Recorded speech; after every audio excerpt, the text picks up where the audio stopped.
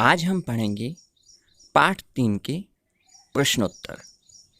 पहला प्रश्न है, दिल्ली में पहले किसने राजधानी स्थापित की? इसका उत्तर है, दिल्ली में पहले तोमर राजपूतों के अधीन एक साम्राज्य की राजधानी बनी। दिल्ली पहले तोमर राजपूतों के अधीन एक साम्राज्य की राजधानी बनी। सेकंड प्रश्न, दिल्ली के सुल्तानों के शासनकाल में प्रशासन क्या?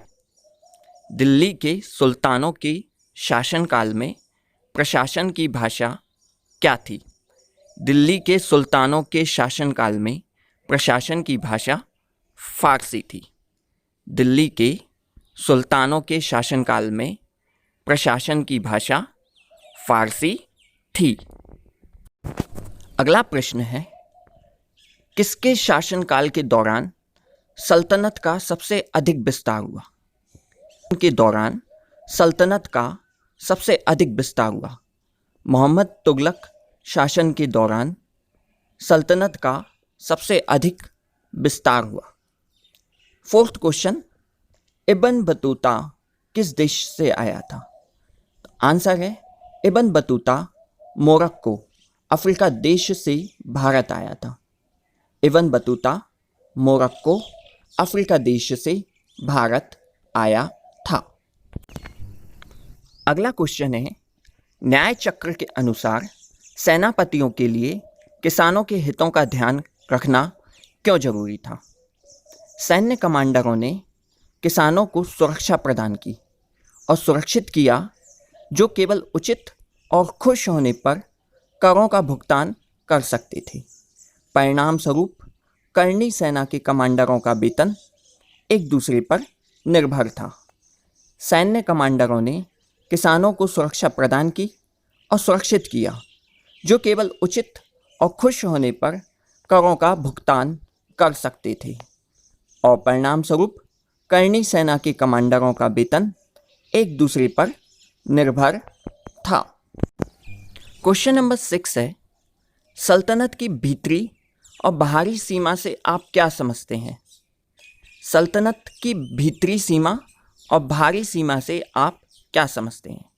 भीतरी सीमा का अर्थ है भीतर प्रदेश और गैरिसन शहर।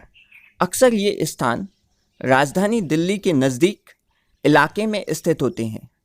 भीतरी सीमा का क्षेत्र गंगा यमुना दोआब के जंगलों तक फैला हुआ है। बाहरी सीमा का मतलब उन क्षेत्रों से है जो दिल्ली से दूर हैं, यानी दक्षिण भारत। भीतरी सीमा या भीतरी सीमांत का अर्थ है भीतर प्रदेश और गैरिसन शहर। अक्सर ये स्थान राजधानी दिल्ली के नज़दीक इलाके में स्थित होते हैं। भीतरी सीमा का क्षेत्र गंगा यमुना दोआब के जंगलों तक फैला हुआ है।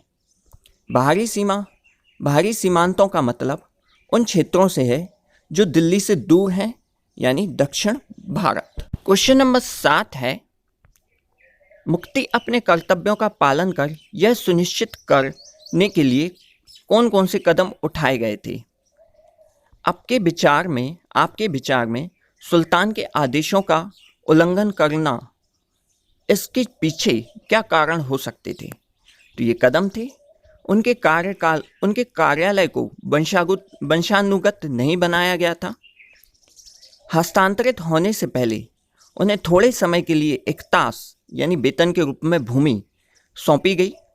मुक्ति द्वारा एकत्रित राजस्व की मात्रा की जांच करने के लिए लेखपाल नियुक्त किए गए। उनके कार्यकाल को वंशानुगत नहीं बनाया गया। हस्तांतरित होने से पहले उन्हें थोड़े समय के लिए एक तास, जिसे वेतन के रूप में भूमि कहा जाता है, सौंपा गया था। मुक्ति द्वारा एकत्रित राजस्व की मात्रा की जांच करने के लिए लेखपाल नियुक्त किए गए थे। यह जांच की गई कि मुक्ति ने केवल उन करों को एकत्र किया जो राज्य द्वारा किया गया था। मुक्ति शायद सुल्तान के आदेश की अवहेलना करना चाहती थी, क्योंकि उन्होंने धन और सैन्य संसाधनों को नियंत्रित किया और सुल्तानों के खिलाफ विद्रोह करने में सक्षम थे। यह जांच की गई कि मुक्ति ने केवल उन करों को एकत्र किया जो राज्य द्वारा किया गया था। मुक्ति शायद सुल्तान के आदेश की अवहेलना करना चाहती थी, क्योंकि उन्होंने धन और सैन्य संसाधनों को नियंत्रित किया और सुल्तानों के खिलाफ विद्रोह करने में सक्षम थे। क्वेश्चन नंबर 8 है, दिल्ली सल्तनत पर मंगोल आक्रमणों का क्या प्रभाव पड़ा? दिल्ली सल्तनत पर मंगोल आक्रमणों का प्रभाव निम्नानुसार है। इसने अलाउद्दीन खिलजी के अधीन सैन्य और बाजार सुधार किए। मंगोल सेना का सामना करने के लिए अलाउद्दीन खिलजी और मोहम्मद तुगलक के तहत एक विशाल स्थायी सेना बुलाई। उत्तर पश्चिम सीमांत क्षेत्र में स्थित क्षेत्र जहां से मंगोल आक्रमणकारी ने गैरिसन शहरों और कई स्मारक किलों की स्थापना की थी, उन्हें देखा। उपजों का 50% तक राजस्व बढ़ाया गया। सैनिकों को वेतन के रूप में तो इक्तो या भूमि अनुदान के बदले नगद वेतन दिया जाता था। सेना का निर्माण, मोहम्मद तुगलक ने दौलताबाद का निर्माण किया, जो एक नई राजधानी थी। इसने क्या करा? अलाउद्दीन खिलजी के अधीन एक सैन्य और बाजार सुधार किए। मंगोल सेना का सामना करने के लिए अलाउद्दीन खिलजी और मोहम्मद तुगलक ने एक विशाल स्थायी सेना बनाई। उत्तर पश्चिम सीमांत क्षेत्र में स्थित क्षेत्र जहां से मंगोल आक्रमणकारी ने गैरिसन शहरों और कई स्मारक किलों की स्थापना की थी, उन्हें देखा। उपज का 50% तक राजस्व बढ़ाया गया। सैनिकों को वेतन के रूप में इक्तो या भूमि अनुदान के बदले नगद वेतन दिया जाता था। सेना का निर्माण, मोहम्मद तुगलक ने दौलताबाद का निर्माण किया, जो एक नई राजधानी थी।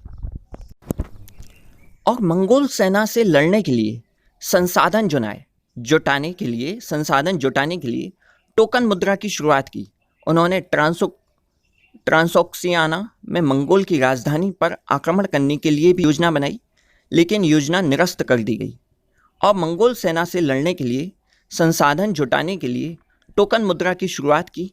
इन्होंने ट्रांसोक्सियाना में मंगोल की राजधानी पर आक्रमण करने की भी योजना बनाई, लेकिन योजना निरस्त कर दी गई।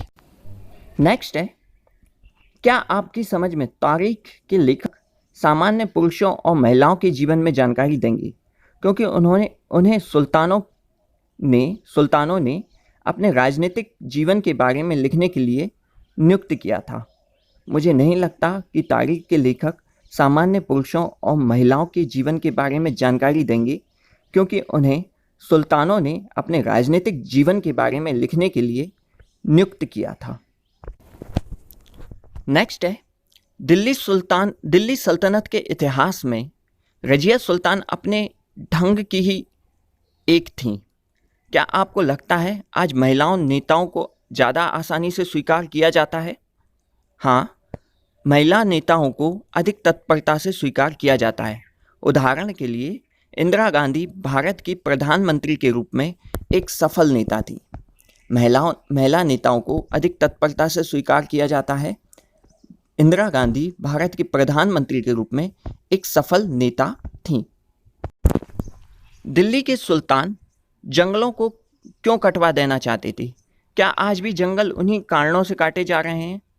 तो दिल्ली के सुल्तान खेती को आगे बढ़ाना चाहते थे ताकि वे अधिक भू राजस्व एकत्र कर सकें। इसलिए उन्होंने वनों को काटने का आदेश दिया। आज वनों को कृषि के विस्तार और औद्योगिक इकाइयों की स्थापना के लिए काटा जाता है। दिल्ली के सुल्तान खेती को आगे बढ़ाना चाहते थे ताकि वे अधिक भू राजस्व एकत्र कर सकें। इसलिए उन्होंने वनों को काटने का आदेश दिया। आज वनों को कृषि के विस्तार और औद्योगिक इकाइयों की स्थापना के लिए काटा जाता है।